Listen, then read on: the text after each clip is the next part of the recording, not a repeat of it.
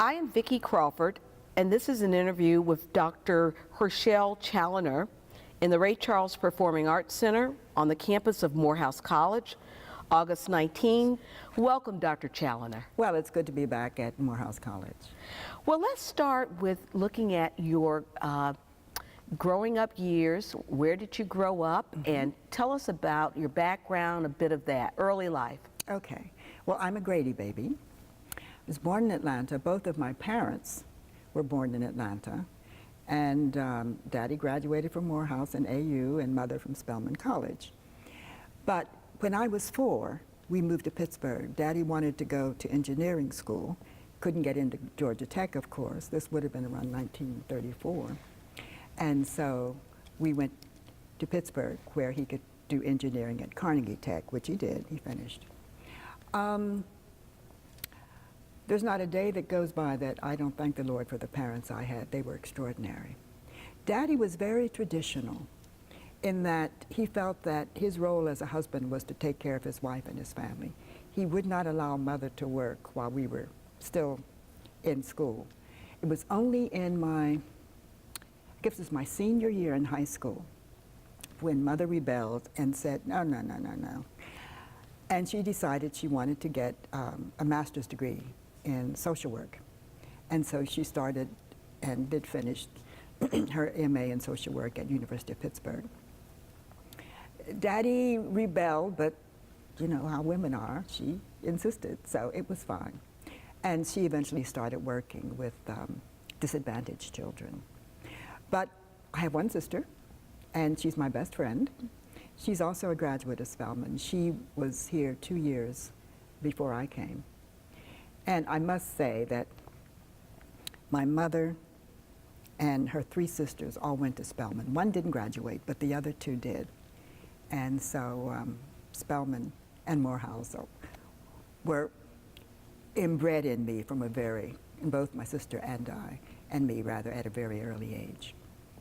So you grew up here in the South, some of No, it. in Pittsburgh. In Pittsburgh. From the age of 4. Okay. Didn't come back to Atlanta until I came in 1956 to go to Spelman College. So take us there, coming back to Atlanta and entering Spelman. What was that like? What was Spelman like during those times? Well, I can tell you the most profound feeling I had during my first year. I went to a football game, and I had never seen so many black people in one place in all of my life. We were in integrated schools in most of our classes in Pittsburgh. There may have been 2 African-American kids out of a class of 34. So, and even though both my sister and I had grants to go to Penn State or whatever, we told Mother and Daddy we wanted to go to Spelman. And so it was a sacrifice for them. But anyway, we did it. And at one point, my sister and I overlapped for 2 years here at Spelman, so you can imagine the cost. But then tuition at Spelman was only $5,000 a year. And I think it's, what, 35 now or 45. So what was the world of Spelman like? Can you share a bit about the curriculum? What did you study? Sure, sure. Your faculty members? Exactly. I hated my freshman year. You know, Spelman at that time, President Manley was the head of the institution. And this is the man, not his wife, subsequently. And he came, I guess, in 1954 when my sister came to Spelman. And this was during segregation. Spelman was very restricted. We, for example, could not go out on dates as freshmen. We had what was called visiting hour, when each of the dorms, I lived on campus, both my sister and I lived on campus, the dorms had these, I guess they were... Parlors? Parlors, yes. And men could come to visit us in the parlor for, I think it was about an hour and a half. And there was usually an adult chaperone who'd come in and out, you know. I don't think we were even allowed to hold hands. But it was very restrictive. We hardly ever went off campus. So there were a lot of campus activities between mainly Spelman and Morehouse. Atlanta University was just a graduate school, and so we had less interaction with Spelman. But there were lectures and dances and various events and concerts during that period. I must confess that we at Spelman really were very fortunate in that so many of the literati and glitterati of the African American community and in the white community, not just here in Atlanta, but throughout the country, came to give a lecture. We had required chapel every morning, well, 5 days a week. And on Sunday you were supposed to go to church with your white gloves and your hat, and always stockings. No slacks were allowed when I was there on campus. It was very restricted, and I rebelled. I wrote a poem, I have it somewhere, where I rebelled against it, and of course Manley was furious. As it turned out, after 4 years we became very, I won't say good friends, but there was a mutual trust that built up, because during the civil rights movement I would always let him know what we were going to do, and so he always knew more than Benjamin May, so that made him feel good, you see. But after the first year, I was elected student body president my first year. And I resented the fact that as freshmen, we were not allowed to use what is now the AUC library. You could only do that as a sophomore. Spelman had a small reading room that had very little material. And I was furious. I said, I've come here to go to college, and I can't have access to a better library. So it was contentious the first 2 years. But I settled in and made friends, and fortunately with my sister there, it made it a little easier, except she's smarter than I am, you see. She was in the sciences and I was in the natural sciences, so I'm social sciences. And so, and she was Miss Maroon and White, and so I had a reputation that I had to try to live up to. But I think that Spelman College really, and that experience here in Atlanta, Georgia, was absolutely essential for everything else I've done in life. Obviously, well, I had a Merrill grant, and so I studied abroad in 1959-60. When the student movement started, I was not here. But I was in touch with classmates. Unfortunately, we didn't have email or cell phones, but through letters. And so I was kept informed about it. When I came back to campus in September of 1960, I was in with another class because my class had moved on. I only got the grant to go. It would have been my senior year at Spelman College. But the rule at Spelman, I don't know what Morehouse did, was that if you got the grant to go overseas, you had to spend another year back on campus so that students could benefit from what you learned and did while you were there. So I came back, and when I came back, I met Lonnie King, and I suddenly became the co-chair of the Atlanta Student Movement. Let me say a word about Paris, because I'm absolutely committed to study abroad. It should be required. But not just study abroad to see the country, but to learn a language. Spanish was the language that I had in high school. They didn't teach French in my high school. But I always wanted to learn French, because Daddy spoke a little French, and I wanted to learn French. So I took 1 year of French before I got this grant to go to Paris. So I remember I landed in Paris, and you go alone. You stay, anyway, I'll get there. I landed in Paris on Bastille Day, the 14th of July, which is their 4th of July. Never been in the city before, had to get from the train station. I had to find a place to stay, and I knew I wanted to stay in the Latin Quarter, which was close to the Sorbonne, where I was going to go for that academic year. No, that's not true, because I got there in the summer, and I went to summer school in Grenoble, in the south of France. So I guess, that's right. I was looking for the train station because I took the train immediately to Grenoble, which is south near the Alps. very beautiful country. And there I stayed with a French family, and it's the family that one of the first Merrill scholars stayed with, so she had recommended this family to me, so that was easy. And so I stayed with them. Very interesting. They had several other students. One was from Spain, one was from Italy. I say that only because you had to speak French because people spoke different languages. And so French was the lingua franca, which was very helpful. The man, the husband of the family, had been in World War II, and he was crippled as a result of that, so he didn't do anything. The poor lady, they had a garden, she worked in the garden, she cooked the food, she cleaned the house, she did everything. But he always had interesting stories. But I remember once we were sitting around the dinner table, and I'm just learning French, I mean, you know, 1 year, and I was saying that I had a good meal and that I was full. And so I translated it directly, plein, je suis plein. And everybody started laughing.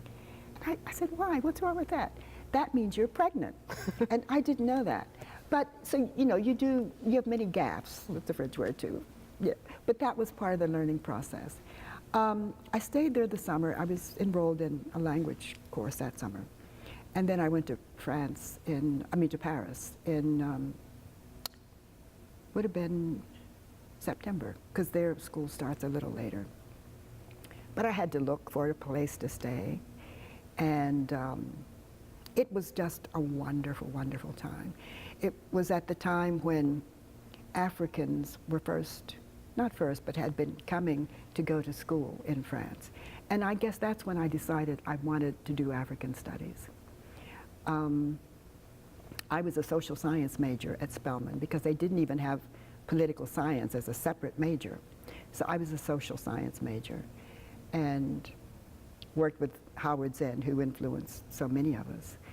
But it was only with that experience in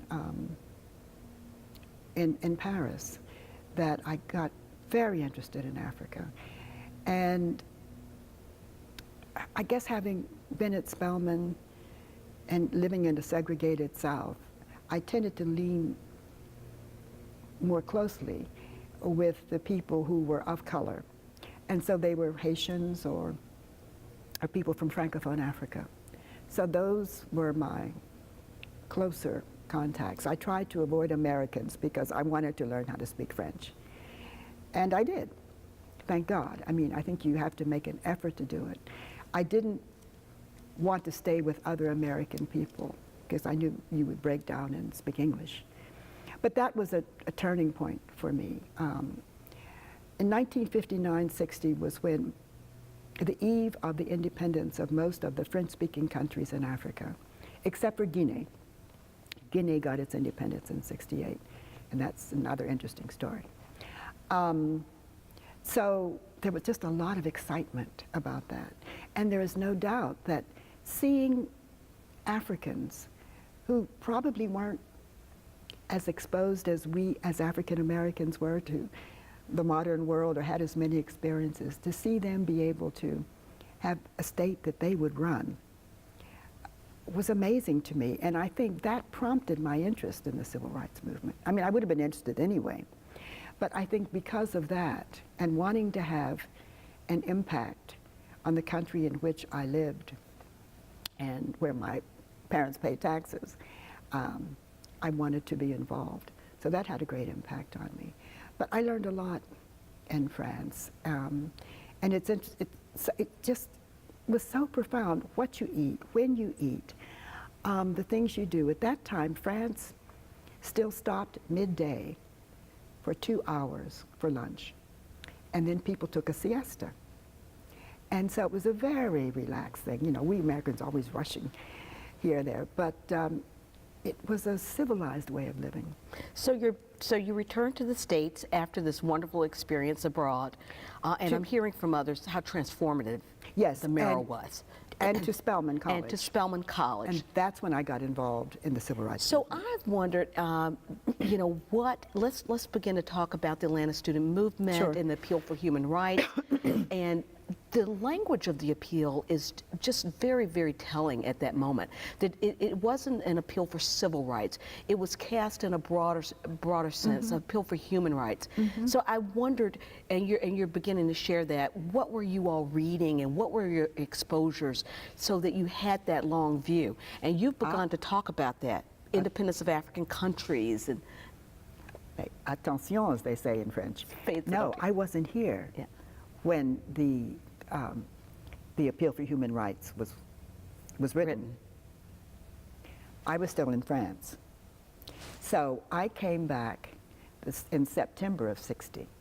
That was written, what, in March of 1960? a matter of several months, yeah. Right. So I came back in September of '60. And remember, when you think about the student movement, you've got to think in terms of the academic years, because that's when most of the students were here. All right. So, and Rosalind had gone. She had graduated. That's right. She had graduated. So, I mean, I knew her on campus, but she was, what, a year ahead of me. I didn't know her that well when I was here before I went to France. It's only subsequently that we've become very, very close friends. But I guess what I'm getting at too is that you all were very much aware of events going on in the world. Oh, yes. That all of you, what I'm sensing, have had a sense of a global perspective.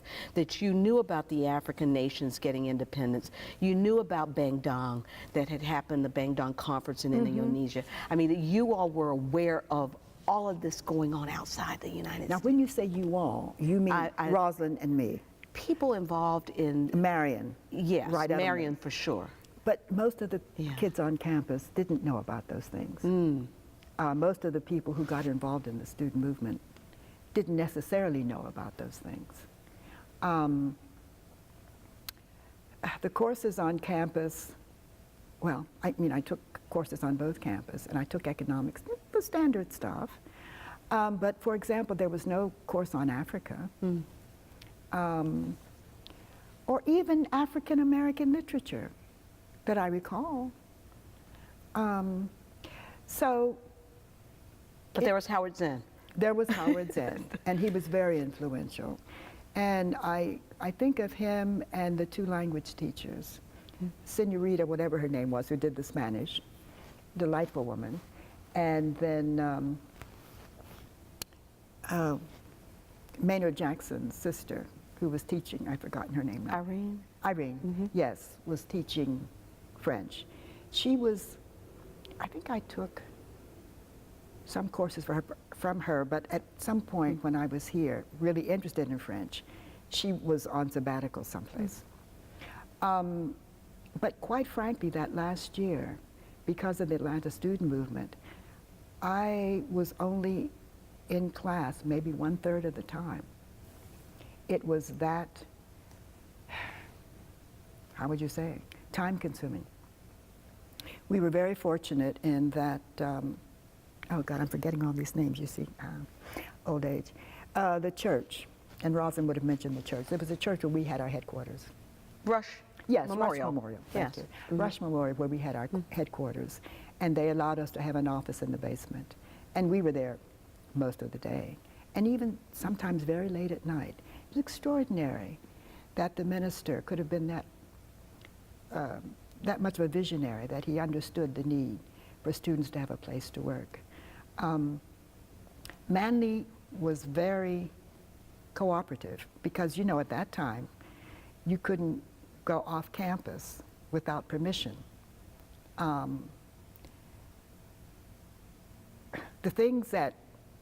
The environment I met when I came to Spelman had to change dramatically during the civil rights movement, because before, when you wanted to go someplace on campus, particularly if you were a freshman or a sophomore, you had to have an escort, an upperclassman to go with you. If you wanted to stay at a classmate's house, a city student's house, your parents had to write a letter giving you permission to do it. It's highly restrictive. But with the civil rights movement, then students were picketing, so they had to leave the campus. And I really think what made a lot of differences, I would always let Manley know what we were going to do. And I think he resisted, as Benjamin Mays did, because they were afraid of the impact it might have had on the institutions,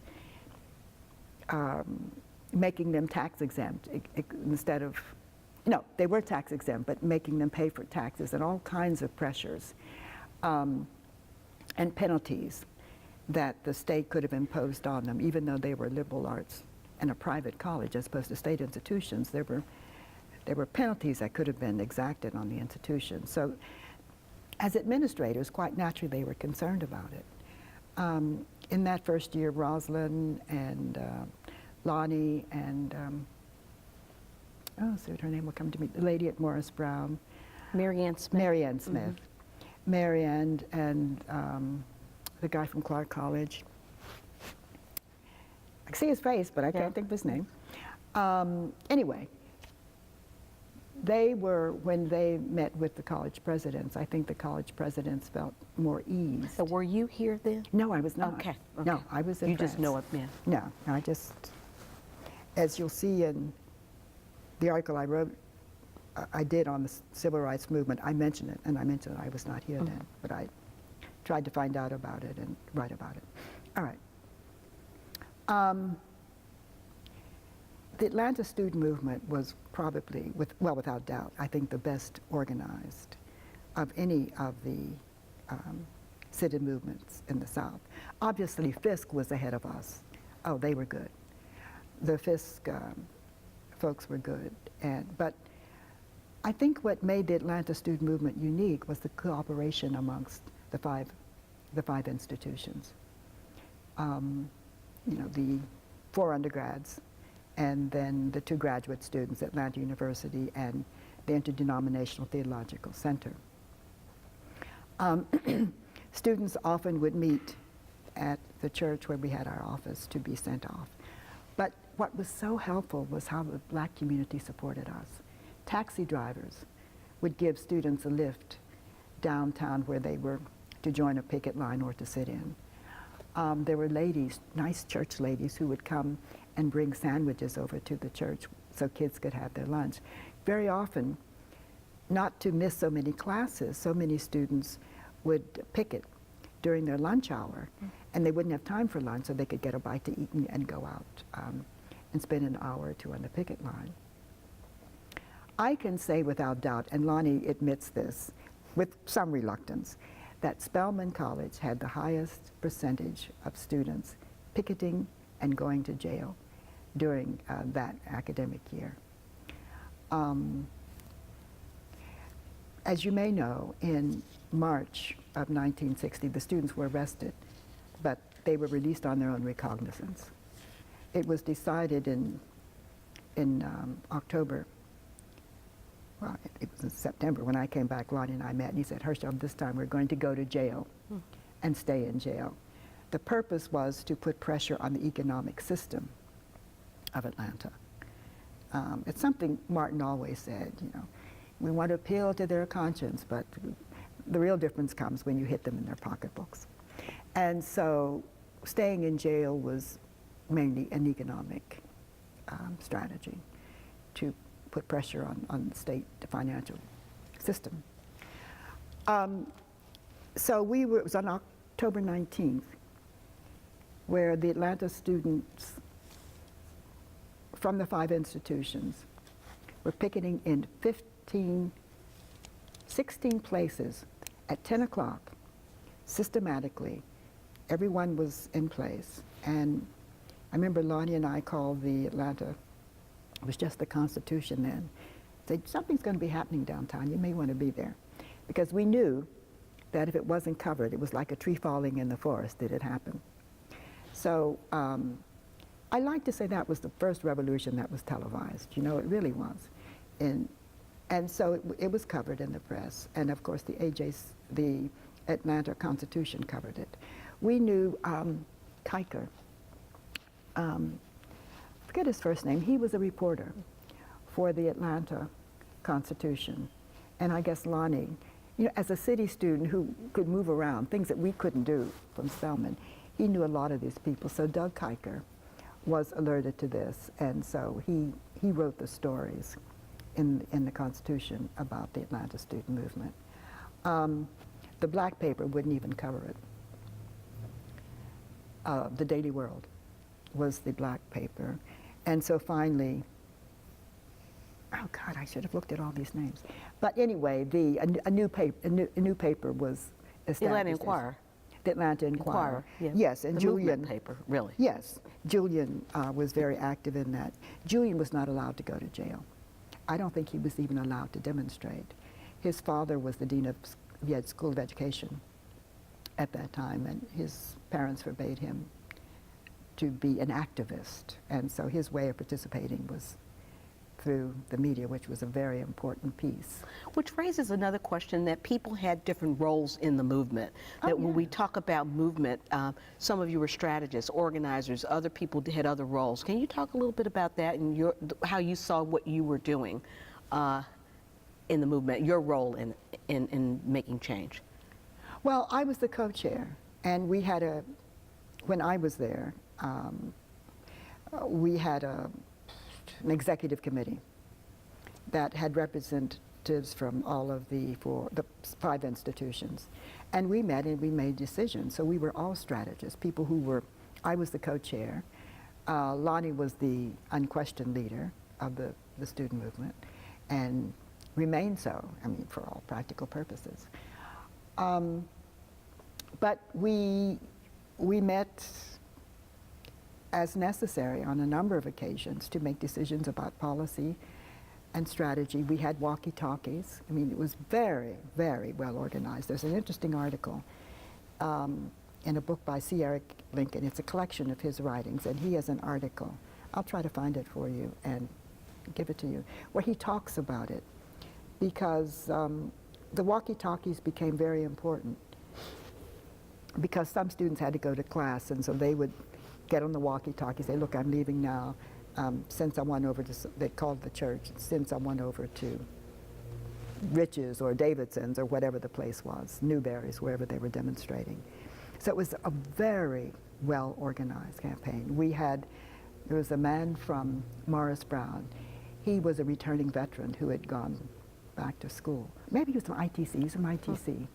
And we called him Commandante. He was the one who kind of manned, if you will, the logistics of the student movement. But it was quite well organized. The community, as I said, was very helpful, not only with the cabs and the lunches, but the ministers often had, what did we call them, town meetings anyway, where they would open up their churches for students to talk. One of the things that amazes me now as I think about the Atlanta student movement, we never raised any money. It was we just put our bodies in the movement. You know, I've been involved subsequently in getting organizations started, and the first thing they say is, where are we going to get the money? What foundation can we appeal to? It was never an issue, because we walked, most of the students walked downtown to picket. But there had to be bail bonds, so there was support for it, you know. But we didn't raise money. You didn't raise the money, yes. It was the people, yeah. And that was only the first year. Right. When they wanted to be released on their recognizance. When we went to jail, there was no bond. We went to jail. Jail, no bail. That's right. And just a word about jail, because it's important to know about. We were put, the men and the women, of course, were divided. We stayed in jail 5 days the first time. I think only 3 days the second time in February. We were in a cell of they put us in a cell with about 40 women. It was crowded. But what was fascinating, and we were kids, you know, and the one thing we were concerned about, because there were white men who were the guards, about being raped or sexually assaulted in some way. And then we thought about, well, there may be some lesbians in this cell with us. So we had a system. We always had someone who stayed awake all night. We had a rotation. But the women were very, very kind and gracious and very pleased to have us there and treated us like little sisters. Food was terrible. You could only get fresh milk if you were pregnant. Otherwise, you had buttermilk. It was awful. They gave us some kind of gruel. It was terrible. I don't think many of us ate much those 5 days. But we kept our spirits up singing songs. You know, We Shall Overcome, and a lot of the movement songs. And it was good. What are your recollections of the Riches sit-in? Were you here for that, the Riches sit-in where? No, Okay. because Lonnie insisted that only he and Martin would do it. Tell us what your memories of that. Oh, okay. Here's the thing about ML. Lonnie remembers this differently today. But my recollection is we both recognized that if we wanted press, we needed Martin Luther King Jr. to be with us. I want to say, as I've always said, he never tried to interfere with the student movement. He never tried to take any credit for anything that the students did. I mean, SCLC and SNCC were very different. We used to call them SLIC, okay? We were two different organizations, and while there was informal talk across, the only time that there was this formal cooperation was when we asked Martin if he would go demonstrate with us that day. Now, Lonnie made the phone call. He may have talked with Martin before, but he made the phone call from the office, and he said to me, Herschelle, why don't you ask him to demonstrate, to come with us on October 19th, because you're a woman, and he may feel more reluctant about saying no to you. So I'm the one who talked to him and asked him if he would go, if he would demonstrate with us. And of course he knew that he was, had been arrested in Albany, and if he had had another infraction, he would have had to go back to jail. We didn't know that. He said, well, Herschelle, I'll have to give it some consideration. But anyway, he showed up. And so, of course, Lonnie took Martin to Riches. I went to Newberry's. So the two muckety mucks, the two kings, were at Riches. I did not demonstrate. I didn't sit in at Riches. So as I said, there were 16 places, and we had to farm people out. We wanted to have some of the student leaders of the various institutions sit with the other students who agreed to join us, and that was what was miraculous. Kids just wanted to go out and participate. A lot of students were forbidden to be arrested, and that's fine. And so when the police came during the sit-ins, those that did not want to be arrested or were forbidden from their parents from being arrested stepped aside, and then those of us who were willing to go to jail did so. So what are your recollections about Dr. King? Did you know him, or did you you had some contact with him? Can you share any of that with us? Or what did you think about him at the time? Well, we loved him. We called him the Lord. We used to call him the Lord, L-A-W-D. There were church meetings all the time, and we must have heard Reverend King speak, I would say at least 10 times during that 1 year. And he was an inspiration to us. And it was interesting when he spoke, because it was like a train. He'd start with a slower pace, and then accelerate and get louder. And it was just incredible. And no script. I mean, he was just phenomenal. I have, and still have, profound respect for Martin Luther King Jr. He's an extraordinary man. He, for the student movement, he was supportive, he was helpful.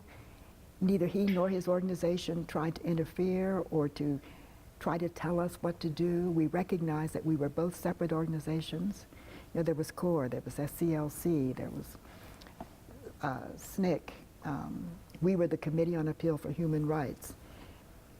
As you recall, SNCC was the umbrella organization for the various campus groups. And it was, I guess it was Marion and who was Martin Luther King's, the lady? Ella Baker? Ella Baker, who talked about the need. For separate organizations. Not for separate organizations, talked about the desirability of the various student movements having some coordinating mechanism. So that's what SNCC was set up to do. The meeting was held in Raleigh. I wasn't here then, I was still overseas. Easter weekend. Yeah, okay, so you know about that. And so it was to be a coordinating mechanism. And of course, old Marion Barry, the man who said, no, was it he? No, that was Stokely. The only role for women in the student movement is prone. Yeah, and that was taken so much out of context and has a life of its own now, right? Well, but I'm not sure it was taken out of context. Yeah. I think Stokely was, you know, he's from the Caribbean. Yeah. He's a little bit macho. No, he was a little sexist. But you know, it's interesting, and we'll go back and forth. You know, he's buried in Guinea. And Not Ghana, he's in Guinea? Guinea, because he loves Sekou Touré. That is another story. Kwame Touré. Yes, yes, Kwame for Nkrumah, and Touré for Sekou. Anyway, that's another story that I'd like to tell you sometime. But he's buried there, and as you know, he married the singer. Miriam Makeba. Yes, but what people don't often know is that Miriam was also having an affair with Sekou Touré. And anyway. Yeah, that's another story.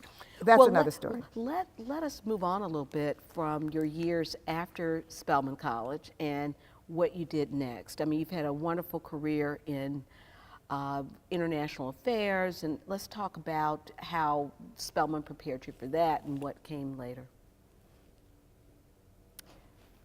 The main thing that Spelman did for me with respect to international affairs was to allow me to spend a year in France, because I took advantage of the breaks to travel throughout most of Europe.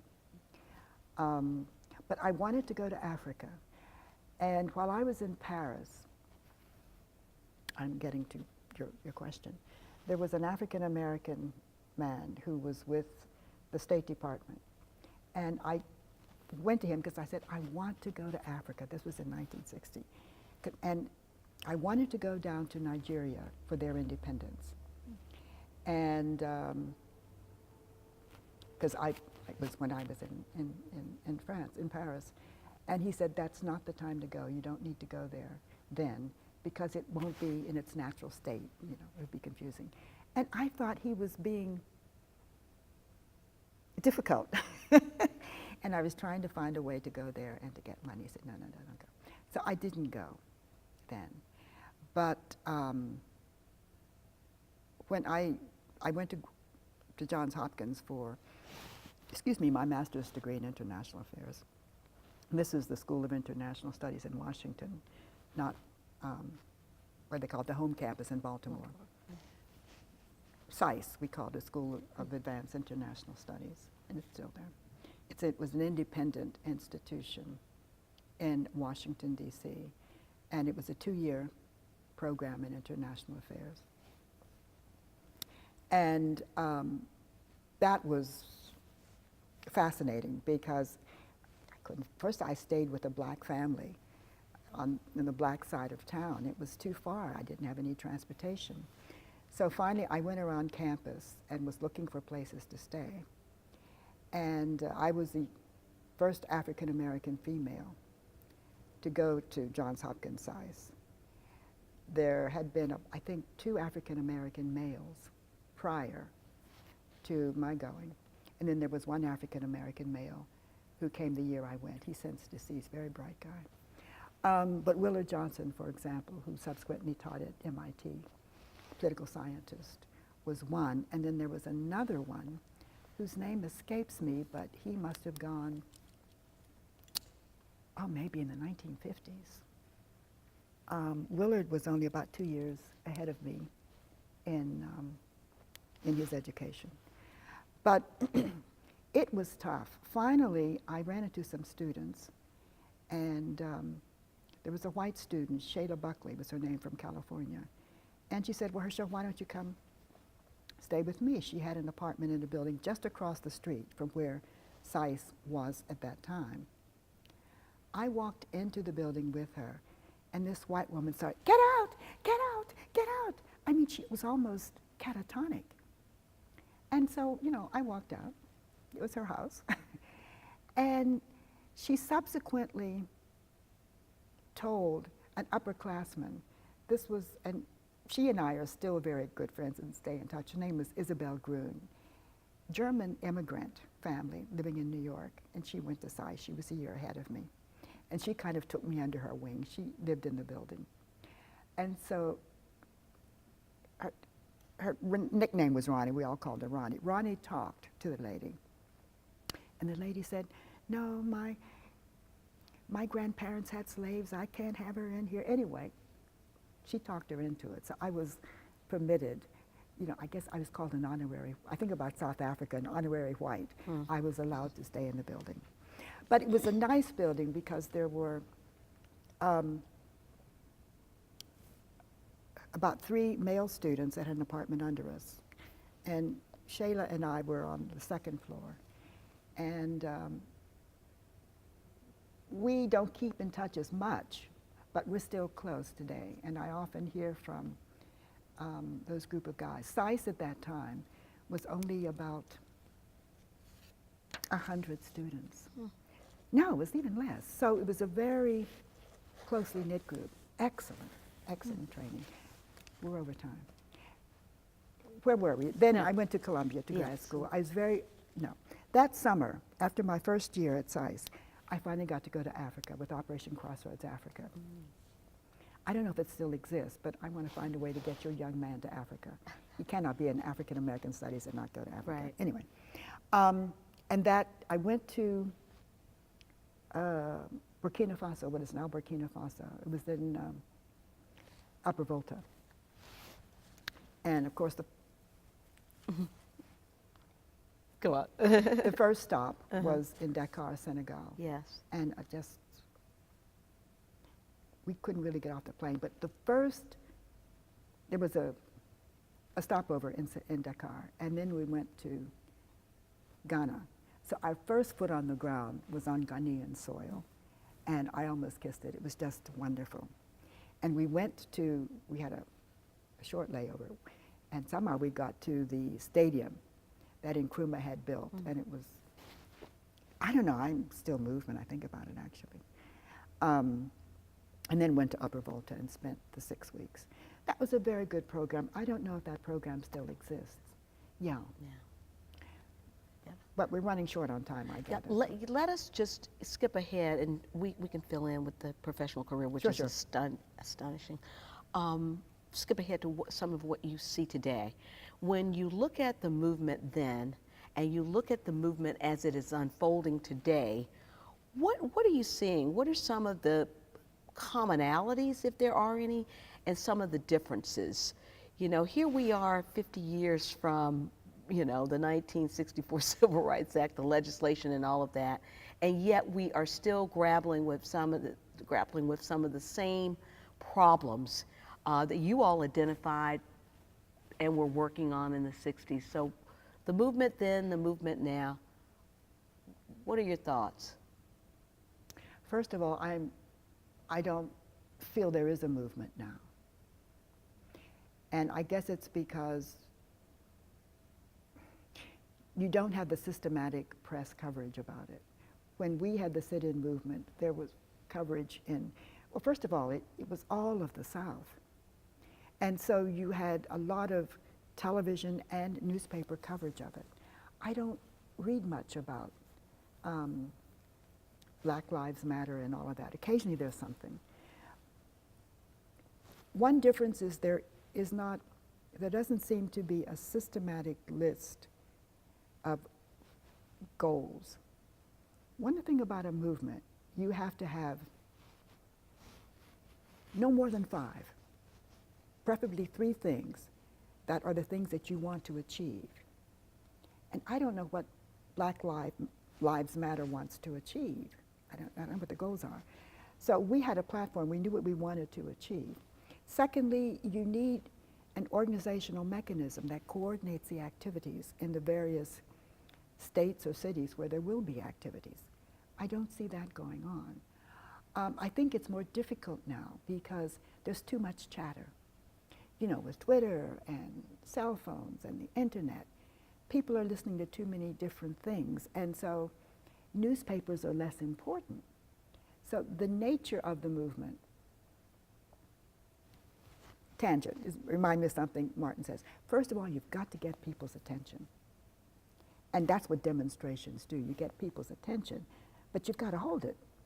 And so that's why after we demonstrated, sat in, then we kept the picketing going the whole time from October until March. There was picketing every day in the week in front of those stores. And so it takes an organization. I don't have a feel for an organization that is coordinated. I think because of the thing I mentioned with the nature of the media system now, people are so distracted by so many things. I remember talking to a student about, this was a high school student, doing her homework. She said, well, you know, by the time I come home and I spend 2 hours on my Facebook and I check my email, I don't have time to do homework. You know, that's a distraction that I think kids feel. The other thing is the segmentation of society. With cell phones, that's the life of students. They live on their cells. I mean, I'm always amazed when I'm walking on a campus. They have earbuds, they're listening to music, and they're walking like this, and they're listening. In fact, I stopped a young man today. I said, I'm going to walk into you. Why don't you put those things down and look at your surroundings? I think young people miss a lot because it's them and their cell phone. So what would you say to them, the young organizers today, from your experience in the movement? What would you say to them in terms of encouraging them or a sense of direction?